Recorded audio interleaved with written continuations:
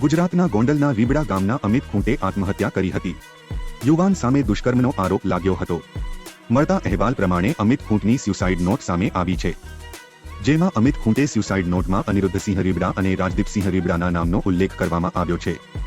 હું અનિરુદ્ધસિંહ, રાજદીપસિંહ અને એક યુવતીના દબાણથી કરું છું આત્મહત્યા. સ્યુસાઇડ નોટમાં અનિરુદ્ધસિંહ અને રાજદીપસિંહ તેમજ ફરિયાદ કરનાર સગીરા બદનામ કરવાથી તેમના ત્રાસથી આત્મહત્યા કરતું હોવાનો ઉલ્લેખ કર્યો છે. સ્યુસાઇડ નોટમાં ગંભીર આરોપ લગાવવામાં આવ્યા છે, જેમાં ઉલ્લેખ કર્યો છે કે હું અનુભા, રાજદીપ અને એક યુવતીના ત્રાસથી અને દબાણથી આત્મહત્યા કરું છું. યુવાનના મૃતદેહને પોસ્ટમોર્ટમ અર્થે ખસેડ્યો હતો. ત્યારે પૂર્વ ધારાસભ્ય જયરાજસિંહ જાડેજા, અલ્પેશ ઢોલરિયા, અશોક પીપળિયા, જ્યોતિરાદિત્યસિંહ જાડેજા સહિતના અનેક લોકો સાથે ઉમટી પડ્યા હતા. લો સાવરકુંડલા પંથકની 17 વર્ષની સગીરા છેલ્લા 2 મહિનાથી રાજકોટની એક હોટેલમાં રહેતી હતી અને મોડલિંગ કરતી હતી.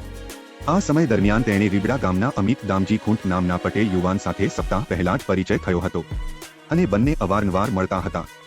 યુવાને સગીરાને જ્યુસમાં બેભાન કરવાની દવા પીવડાવી દીધી હતી. ત્યારબાદ અવાવરૂ જગ્યાએ યુવતીની આંખ ખુલી હતી, જે બાદ તેણે પોતાની મોટી બહેનને અંગે જાણ કરી હતી.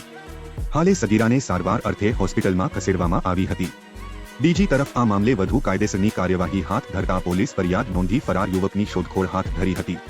ત્યારે દુષ્કર્મ મામલે યુવાને તેની જ વાડીમાં આત્મહત્યા કરી હતી.